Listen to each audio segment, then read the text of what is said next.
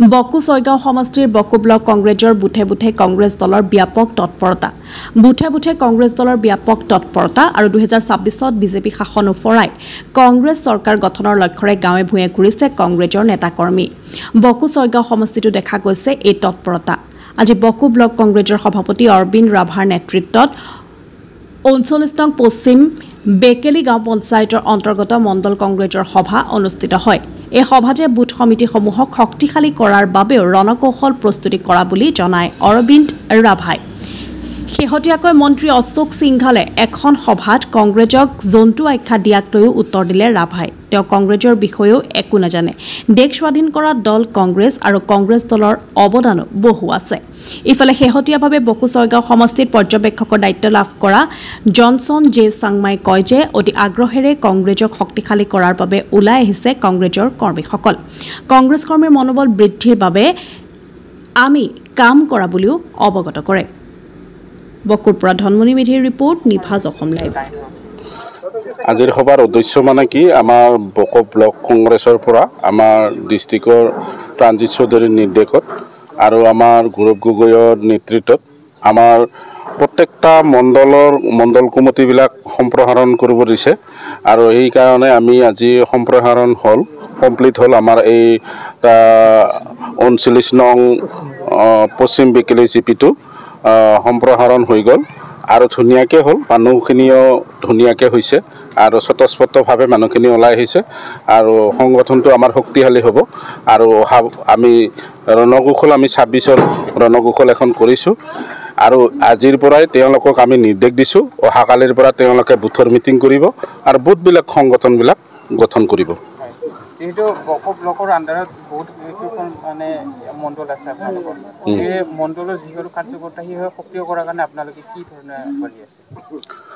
মণ্ডলৰ কাৰ্যকৰ্তা সক্ৰিয় কৰাৰ কাৰণে আমি মণ্ডলে মিটিং কৰি আছোঁ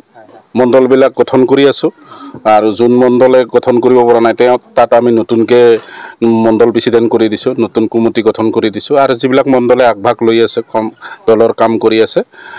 তেওঁলোকক আমি ৰাখি দিছোঁ মণ্ডল প্ৰেচিডেণ্টত শেহতীয়াকৈ ৰাজ্যৰ এগৰাকী মন্ত্ৰীয়ে কংগ্ৰেছক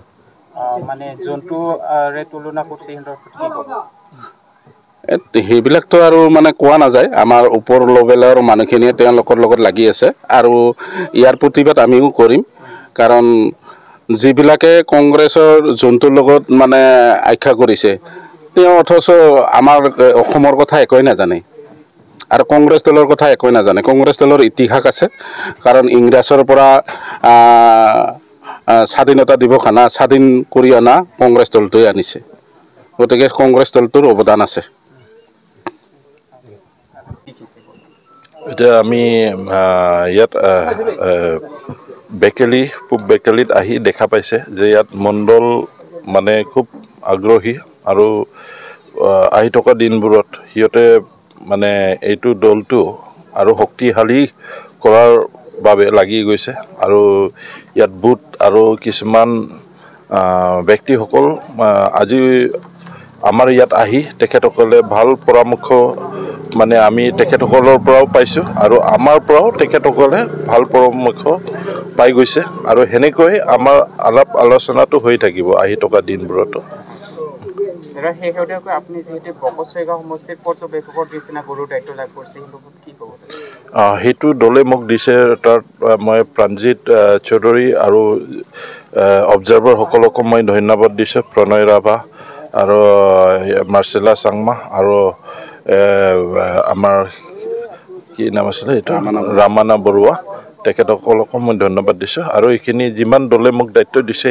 এইখিনি যিমান পাৰে মই চেষ্টা কৰি আছোঁ আৰু BCC প্ৰেচিডেণ্ট আৰু মণ্ডলসকলৰ লগতো মই একেলগে মানে ডিছকাছ কৰি কামবোৰ কৰি আছোঁ এইখিনিয়ে